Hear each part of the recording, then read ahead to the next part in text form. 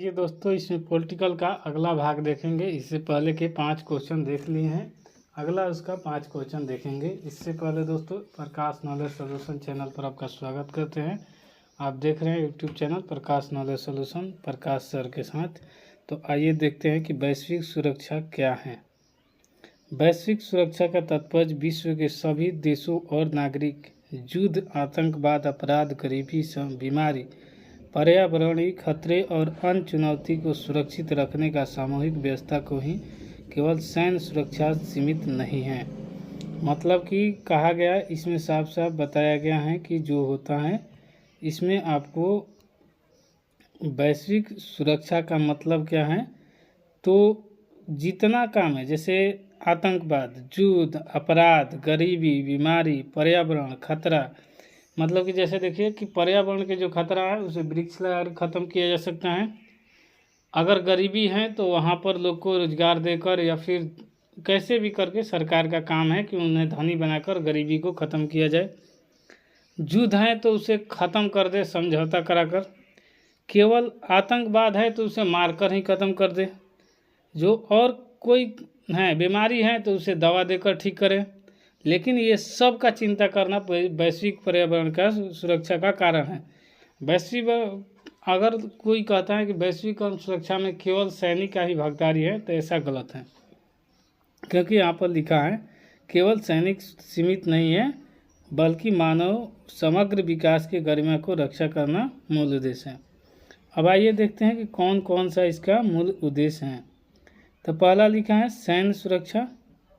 सैन्य सुरक्षा है कि युद्ध, आक्रमण, हथियार को होड़, सीमा विवाद, एक एक करके हम देख लेते हैं। पहला है कि युद्ध, आक्रमण,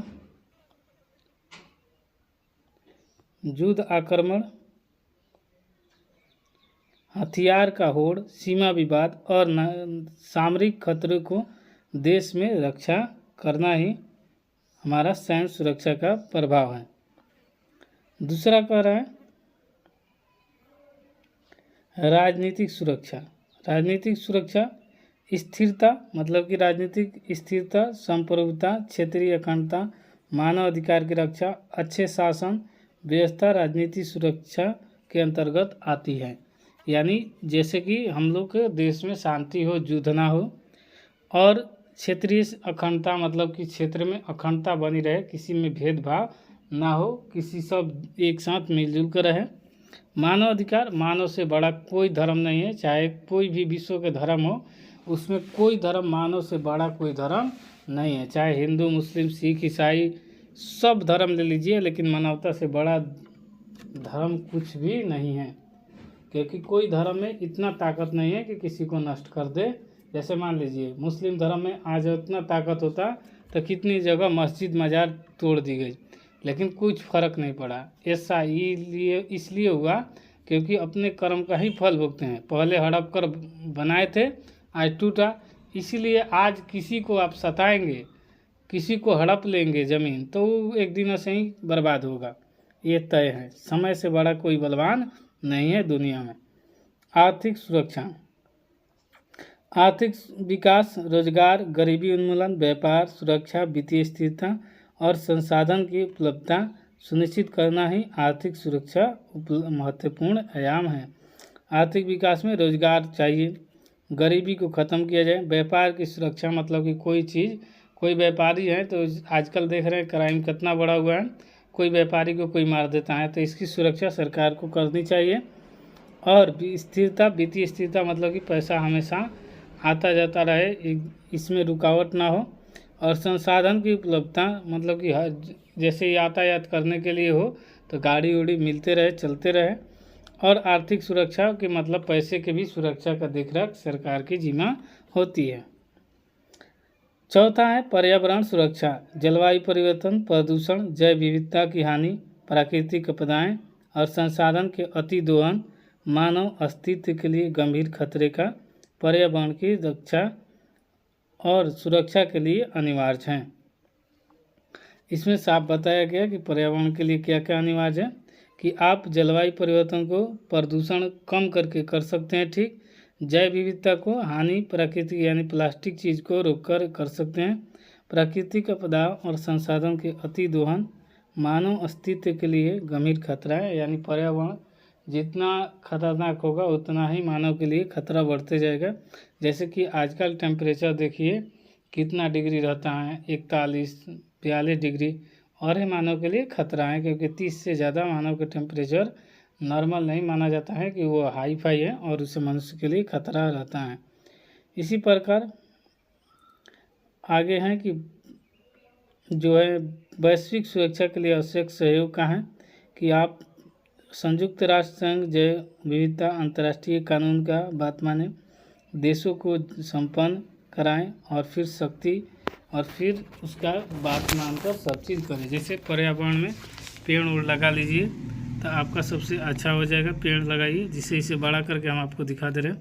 अंतर्राष्ट्रीय कानून, देश के बीच शांति, देश के बीच संवाद सहयोग, यानी एक दूसरे देश से बातचीत करना, शांति स्थापना, निःशस्त्रीकरण और संघर्ष निवारण और सतत विकास, मतलब कि हर कोई आगे बढ़ता चाहता है। अगला है सामाजिक सुरक्षा। सामाजिक सुरक्षा में वो होता है जो समाज, स्वास्थ्य, शिक्षा, स्वच्छता, लैंगिक समानता, सामाजिक न्याय और मानवीय गरिमा के सुरक्षा सामाजिक सुरक्षा के अंतर्गत आता है। ये शांति और स्थिरता के लिए आधारशिला है। कह रहा है स्वास्थ्य अगर ठीक ना रहेगा तो फिर पैसा कितना भी हो ठीक नहीं है, क्योंकि वो लग ही जाता है। शिक्षा बढ़िया हो तो आप कुछ ना कुछ गलत काम ना करते हैं, बढ़िया काम करके पैसा कमा ही लेते हैं। अगर स्वच्छता है तो आपको कोई रोग दुख ना होगा। लैंगिक समानता ये है कि जैसे लड़का लड़की में भेदभाव नहीं होना चाहिए। सामाजिक न्याय और मानवीय गरिमा की सुरक्षा सामाजिक सुरक्षा के अंतर्गत आती हैं। यह शांति और स्थिरता की आधारशिला है। मानव सुरक्षा, मानव सुरक्षा का केंद्र बिंदु व्यक्ति हैं, राज्य नहीं। मानव सुरक्षा के लिए खुद मानव ही जिम्मेदार है, दूसरा कोई नहीं। यह व्यक्ति को हिंसा, शोषण, गरीबी, बीमारी और भेदभाव के मुक्त जीवन की आधारशिला देती हैं। मानव आजकल देखिए जाति प्रथा, जाति में उजराया है, धर्म में उजराया है। ये सब क्यों उजराया है? क्योंकि जो मिडिल कास्ट के लोग होते हैं, मतलब कि कम पढ़े लिखे हो तो जाति आपका खाली रहेगा, धर्म रहेगा। क्योंकि एक अम्बेडकर का फर्स्ट चैप्टर 10th में पढ़ेंगे तो गरीबी का मेन कारण है जाति प्रथा, और बिहार जैसे राज्य जाति में खूब उजराए रहते हैं। यहाँ के हर बच्चा के अंतर्गत रो तक जाति में भरी रहती है, और वो जाति ख़त्म कब होती है? जब बाहर कमाने जाता है या फिर जिस कमाने के फील्ड में लग जाएगा तब उसे बुझाएगा। कुछ को तो बुढ़ापा तक आ जाए तो भी जाति ख़त्म नहीं होती है, ऐसा उसके दिमाग में जाति का कीड़ा रह जाता है। ये जितना जल्दी ख़त्म हो जाए वो ठीक रहता है। जाति धर्म मानव से बड़ा कोई धर्म नहीं है। साइबर सुरक्षा, डिजिटल युग में साइबर हमले, डेटा चोरी, हैकिंग, ऑनलाइन अपराध, सूचना दुरुपयोग सुरक्षा अंतर्गत आवश्यक हैं। यह आधुनिक वैश्विक सुरक्षा के प्रमुख आयाम हैं।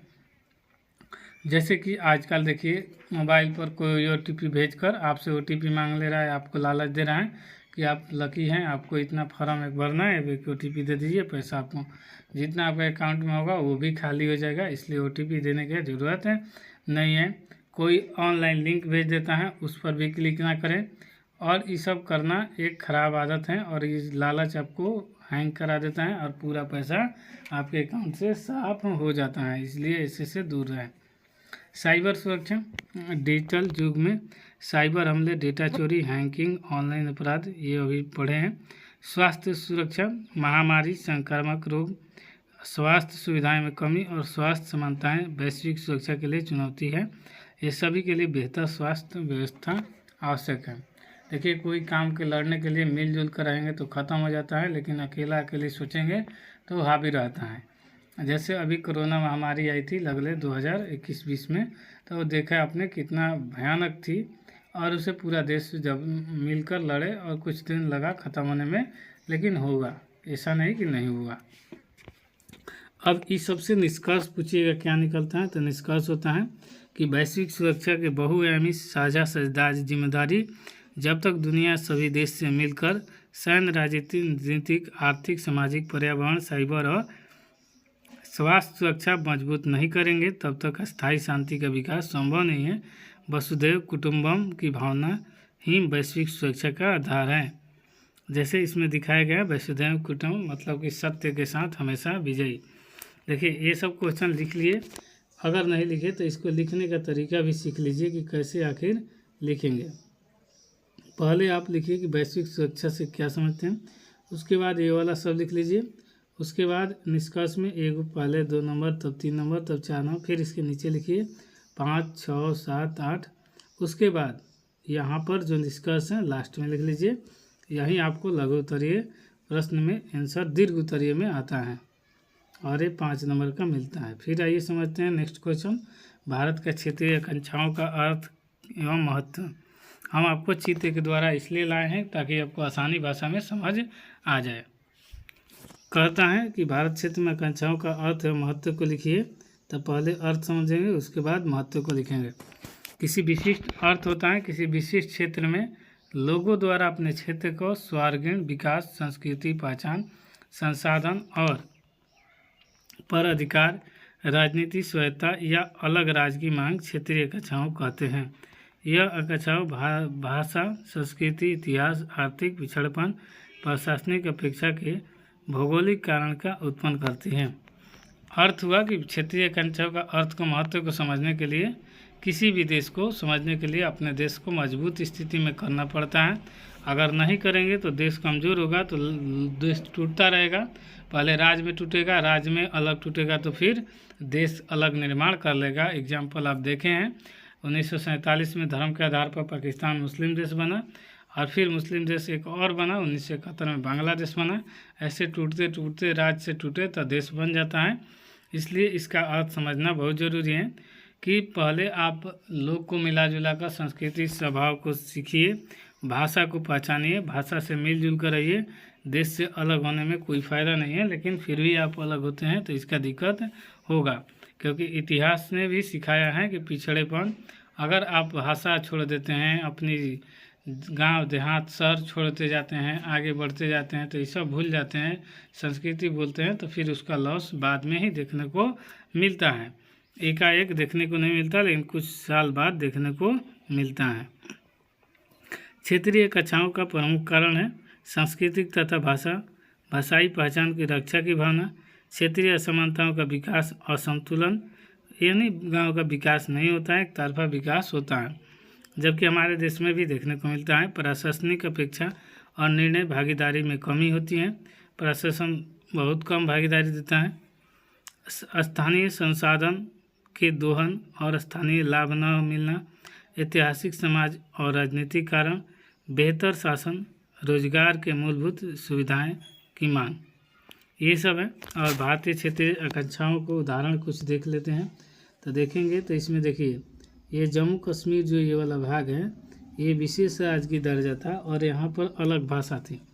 यहाँ पर उर्दू भाषा, यहाँ पर 2-2 झंडा फहराया जाता था, तिरंगा छोड़ एक और जम्मू कश्मीर का। हालांकि अभी गवर्नमेंट आई है तो 370 यहाँ पर एक धारा था जिसे हटा दी, तो अब कुछ राहत हुआ कि अब सिर्फ भारत का ही झंडा यहाँ पर लहरेगा, बाकी किसी देश का झंडा नहीं। विशेष राज्य की दर्जा इसे ख़त्म कर देना बहुत ज़रूरी था, ना करते तो यहाँ पर समझ लीजिए कि ये भी कुछ दिन बाद पाकिस्तान की जैसा ही हालत देखने को मिलता। वो तो शुक्र मनाइए कि बीजेपी गवर्नमेंट बढ़िया समय पाए कि इसे ठीक कर दे। अगर इसी प्रकार यहाँ पर देखिएगा तो एक अलग ही सबका मांग है। और उत्तर पूर्वी भारत में यहाँ पर उत्तर में यहाँ पर भी बहुत दिक्कत है। इसलिए दिक्कत है क्योंकि यहाँ पर विदेशी घुसपैठ, सांस्कृतिक पहचान, स्वायत्तता की मांग कर रहे हैं। यहाँ पर पहले बांग्लादेश, म्यांमार से लोग आ जाते हैं और आने के बाद वहाँ के लोग को ही पहचान छीन जाते हैं और वहाँ लोग पर अत्याचार करते हैं, वो लोग भाग जाते हैं। और सब ये मिलीजुली गवर्नमेंट के तरीके से होता है। ऐसा कोई काम दूसरे आकर कर नहीं सकते जब तक गवर्नमेंट ना मिली हो। इसी प्रकार हमारे तरफ जाएंगे साउथ में, इस तरफ तो यहाँ भाषा इस तरफ का सबका अलग है। आंध्र प्रदेश में जाएंगे तो तेलुगु है, केरल में मलयालम है, सब कर्नाटक में जाएंगे कन्नड़ है, तो ये सब भाषा अलग है। तो इन्हें गुजरात में जाइएगा तो ये अलग राज्य में मांग होती है और विदर्भ, महाराष्ट्र अलग राज्य में की मांग होती है। ये सब राज्य अलग निर्माण हुआ और दोनों महाराष्ट्र और गुजरात पहले एक ही में था लेकिन टूटकर अब अलग हो गए। झारखंड में भी अलग राज्य की मांग के और संसाधन की अधिकतम से होती है। पहले बिहार में ही झारखंड था लेकिन अलग हो गया। इसी प्रकार तेलंगाना 2014 में अलग हुआ और राज्यों की सूची से जो 2014 में पूर्ण हुई, और ये सब हानिकारक हैं क्योंकि अलग होना कोई ठीक बात नहीं है, किसी भी देश के लिए हानिकारक है। महत्वाकांक्षाएं लोकतंत्र के सुदृढ़ बनाती है। ये आकांक्षाएं लोगों को राजनीतिक प्रक्रिया में सक्रिय भागीदारी के लिए प्रेरित करती हैं, क्षेत्रीय अशांति का दुरुपयोग करती हैं, उचित समाधान का असंतोष, अलगाववाद और हिंसा के प्रवृत्ति कम होती हैं, संतुलित और समावेशी विकास होती हैं, क्षेत्रीय आवश्यकताओं को पूरा करने के लिए पिछड़े क्षेत्रों को विकास संभव होता है, राष्ट्रीय एकता को मजबूत करती हैं। जब विविध क्षेत्रों में आकांक्षाओं का सम्मान होता है तो राष्ट्र की एकता और अखंडता बनी रहती है। नीति को जनमुख बनाती हैं, शासन और नीति अधिक यथार्थवादी, प्रभावी और जनहितैषी बनती है। शांति और स्थिरता सुनिश्चित करती हैं। संवैधानिक माध्यम में आकांक्षाओं को पूर्ण सामाजिक सुदृढ़ और स्थिरता बनी रहती है। इसी प्रकार होता है भारत जैसे विविधपूर्ण देश में क्षेत्रीय आकांक्षाएं स्वाभाविक हैं। इनका सम्मान करते हुए संवैधानिक, लोकतांत्रिक और शांतिपूर्ण माध्यम में समाधान करना राष्ट्रीय एकता, अखंडता और प्रगति के अत्यंत आवश्यक हैं। इस सब का निचोड़ एक ही बात में समझ लीजिए कि देश को एकता रहना चाहिए। देश में एकता ना रहेगा तो फिर सरकार को एक बड़ी कदम उठानी चाहिए ताकि इससे सुधर जाए। लेकिन देश में आंतरिक सुरक्षा बहुत खतरनाक है। भारत जैसे देश में आंतरिक दुश्मन भरे हुए हैं। इसे निपटने के लिए सरकार को एक बड़ी कदम उठाना चाहिए। जो जहाँ की मांग करे उसे वहाँ पहुँचा देना चाहिए। जैसे देखिए किसी भी देश में अपने देश के नागरिक के बारे में अभी जाकर देखेंगे वक्फ बोर्ड के साथ मुस्लिम में बहुत सारा ज़मीन है, लेकिन सबसे ज़्यादा गरीब वहीं लोग हैं और वहीं लोग इधर उधर दूसरे सरकारी ज़मीन पर कब्जा कर रखे हैं। तो इससे है कि वक्फ बोर्ड का ज़मीन लेकर सरकार को एक ऐसा बनाना चाहिए और उसी पर गरीब को उन्हीं के धर्म के लोग को बसा देना चाहिए ताकि उनसे कोई नाराज़गी ना हो, क्योंकि ज़मीन रहकर एक आदमी के पास कुछ फ़ायदा नहीं होगा। इसलिए ऐसा करना चाहिए। और सबसे ज़्यादा अगर कोई भारत में आंतरिक दुश्मन है तो ये कास्ट एक धर्म ही है। अगला क्वेश्चन है कि 1975 के आपातकाल पर एक टिप्पणी लिखें, या फिर लिख दे क्वेश्चन में इसे कि 1975 में आपातकाल क्यों लगा था, या फिर कह दे 1975 में आपातकाल के समय प्रधानमंत्री कौन थे। ये सब का जानकारी एक ही विषय में करेंगे और क्यों लगा था, काहे लगा था, इसका क्या कारण था, इस सब का जानकारी हम एक ही पेज से ले लेते हैं।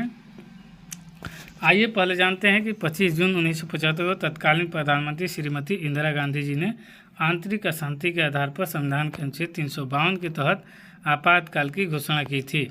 यह 21 मार्च 1977 को 21 महीने तक चला। यह भारत लोकतंत्र के इतिहास में सबसे महत्वपूर्ण विवादास्पद घटना रही है, यानी सबसे काला दिन माना जाता है। तो 1975 के आंतरिक आपातकाल को माना जाता है, क्योंकि आपातकाल नॉर्मल स्थिति में नहीं लगाना चाहिए और न ही आपातकाल अभी तक लगा नहीं था, लेकिन लगा ये इंदिरा गांधी के शासनकाल में। और सबसे अच्छे प्रधानमंत्री के शासनकाल में जानी जाती हैं। तो सबसे अच्छे लोग ही अच्छे काम करने के लिए बेताब रहते हैं और वो करवे खराब काम भी कर देते हैं। इसलिए ज़्यादा पढ़े लिखे होना इससे कोई तात्पर्य नहीं है कि आज देखिए नरेंद्र मोदी हैं, इनसे कम पढ़े लिखे हो लेकिन देश के लिए मजबूत हैं, देश के लिए बारे में आज तक गलत टिप्पणी नहीं होती है उनके बारे में। पृष्ठभूमि पढ़ेंगे पहले। पृष्ठभूमि 1971 में आम चुनाव के इंदिरा गांधी ने भारी विजय किया, मतलब बहुत ज़्यादा वोट दिए लोग खुशी से कि चलिए पहली बार सरकार बढ़िया बनी और अच्छा काम करेगी। महंगाई, बेरोजगारी, भ्रष्टाचार और प्रशासनिक अक्षमता, गुजरात और बिहार में छात्र आंदोलन का उभार, जयप्रकाश नारायण के नेतृत्व में संपूर्ण क्रांति आंदोलन, 12 जून 1975 को इलाहाबाद हाई कोर्ट में रायबरेली निर्वाचन में अनियमितताओं के कारण इंदिरा गांधी का चुनाव निरस्त कर दिया गया, यानी रद्द कर दिया गया। अब इस सब कहानी के पीछे बता रहे हैं।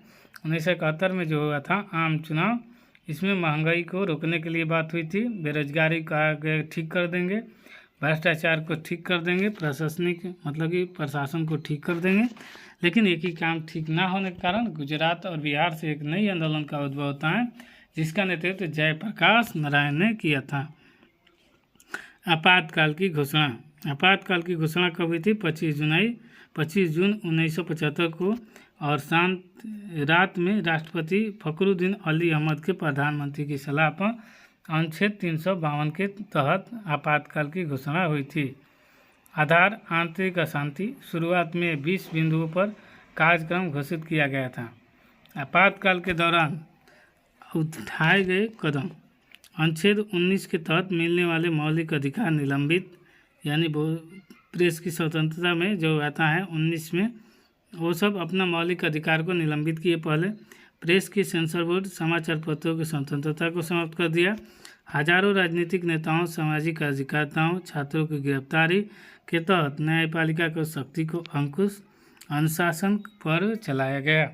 मतलब कि हर जगह इनका विरोध हुआ, सब चीज़ पर इन्हें जेल में बड़े बड़े नेता को उठवा कर डाल दिए, चाहे किसी भी पार्टी के नेता हो, एक को भी ना छोड़े थे, चाहे लालू यादव हो, नीतीश कुमार हो, यहाँ तक बीजेपी के बड़े बड़े नेता को भी जेल में डाल दिए थे। राजनाथ सिंह आज जो फॉरेन मिनिस्टर हैं, डिफेंस मिनिस्टर हैं, उनको भी गिरफ्तार करके डाल दिया गया था। आपातकाल के दौरान ये सब घटना बहुत, और छात्रों को भी जेल में डाल दिया गया था। प्रमुख घटनाएं वो कहलाता है, क्या कहलाता है? ये कहलाता है कि तानाशाही कैसे होती है, तो इंदिरा गांधी से सीखना चाहिए था, लेकिन लोग आज बीजेपी को कहते हैं तानाशाही। प्रमुख घटनाएं 26 जून 1975 कई विरोधी नेताओं को गिरफ्तार किया। 1975 से 76 में जबरन नसबंदी अभियान किया, मतलब हर कोई का बिना पूछे नसबंदी करा दो, यानी उससे आगे आप सेक्सुअल कंडीशन में ना रहेंगे, आप बाल बच्चा पैदा नहीं कर सकते। झुग्गी झोपड़ियों को जबरन हटाया गया, विशेषकर दिल्ली में संजय गांधी को बढ़ती महत्वाकांक्षाओं का प्रभाव था। परिणाम का निकला, लोकतंत्र में नागरिक स्वतंत्रता का गहरा आघात पहुंचा, जनता को भय और असंतोष का माहौल हुआ, प्रशासन को अनुशासन तो बढ़ा परंतु दमन भी बढ़ा हुआ। इंदिरा गांधी के कांग्रेस की छवि भूमिगत हो गई और विपक्षी दल में एकता आ गई, मतलब कि सब लोग को जेल में डालने से विपक्षी दल में सब एकता में हो गए।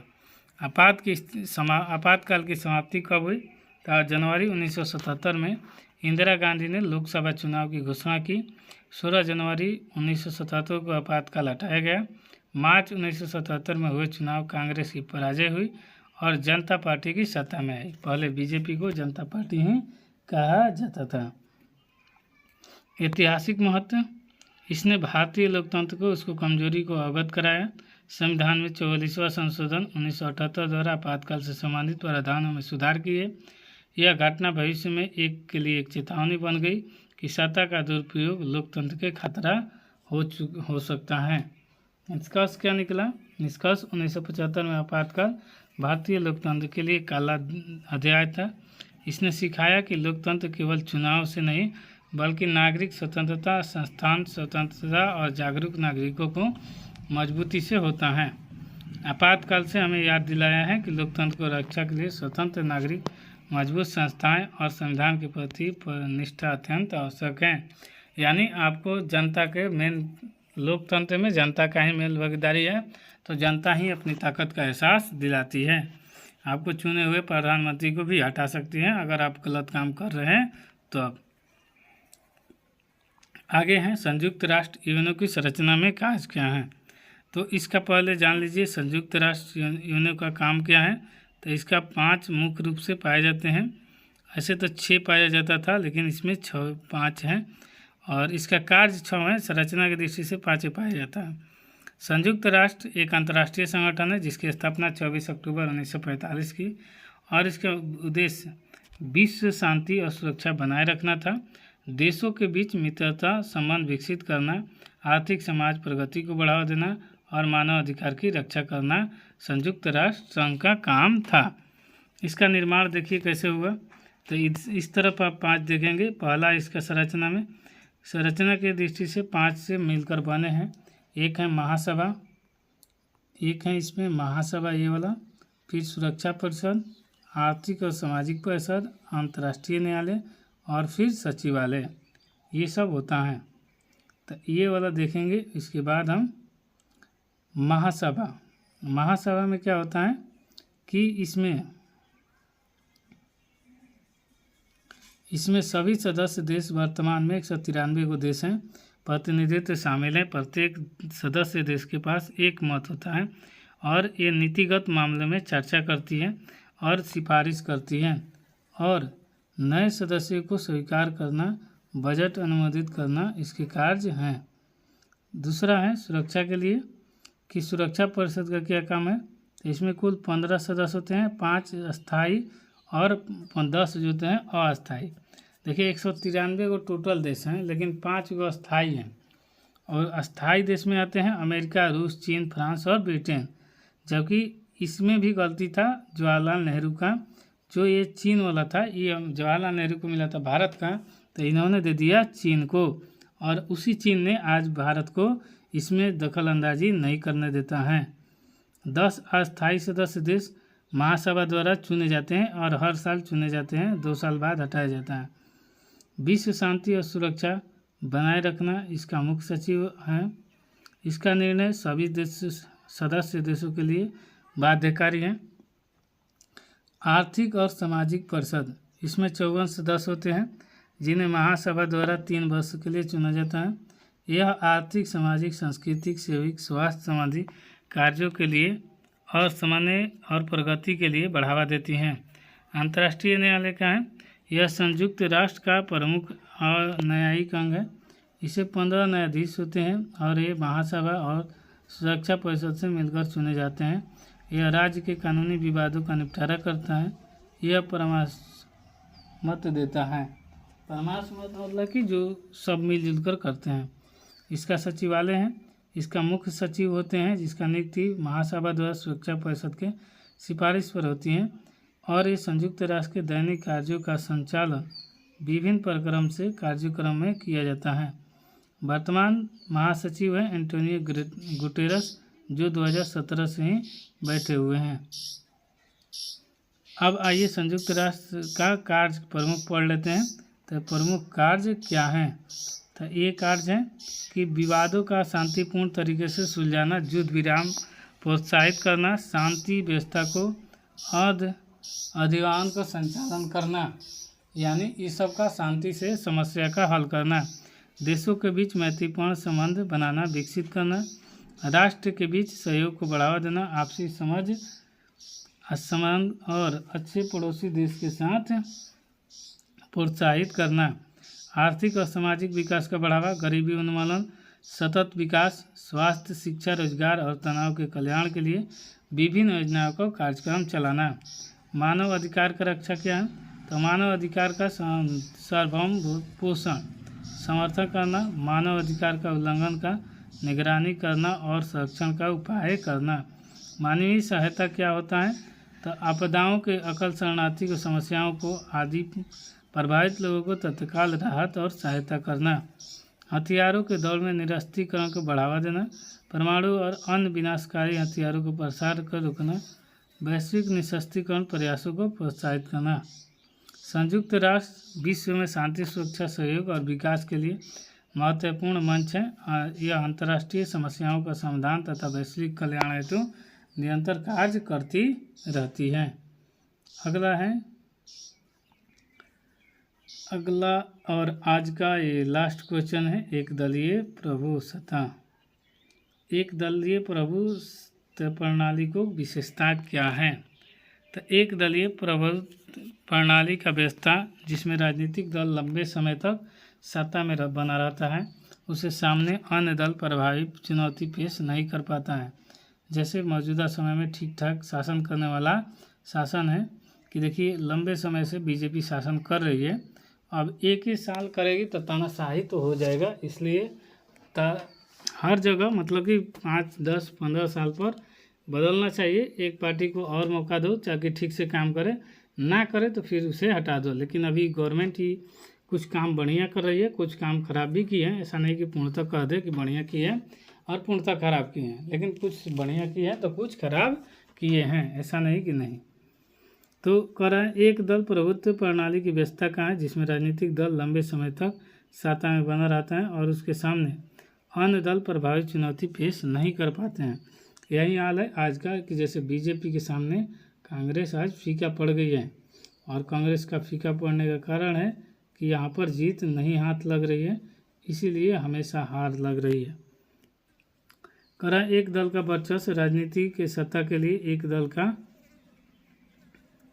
का लगातार वर्चस्व को रहता है, वही दल सरकार बनाता है और चलाता है। लंबे समय तक सत्ता में बने रहने से वह दल आमतौर पर कई चुनाव में लगातार जीत दर्ज करता है और लंबे समय तक शासन में रहता है। तीसरा है संगठन शक्ति। इस दल में संगठन मजबूत, अनुशासित और व्यापक होता है और ज़मीनी स्तर पर सक्रिय रहता है। विचारधारा रहता है तो ये इस दल का विचारधारा समाज के व्यापक स्वीकार प्राप्त कर लेती है, वही राजनीतिक वैधता का आधार बनती है। विपक्ष का देखिए, आइए विपक्ष के बारे में थोड़ा जानते हैं कि इसका कारण है। विपक्ष को कमजोरी हो जाती है, यानी विपक्ष दल बिखरे, कमज़ोर या असंगठित होते हैं और जनता के बीच में प्रभावी विकल्प प्रस्तुत नहीं कर पाते हैं। स्थिरता और निरंतरता, गत नीतियों के कार्यक्रम को निरंतरता बनी रहती है, जिससे शासन का स्थिरता और प्रशासनिक दक्षता आती है। नीतियों का प्रभावी क्रियान्वयन, बहुमत के वर्चस्व के कारण सरकार अपनी नीति योजनाओं को आसानी से लागू कर पाती है।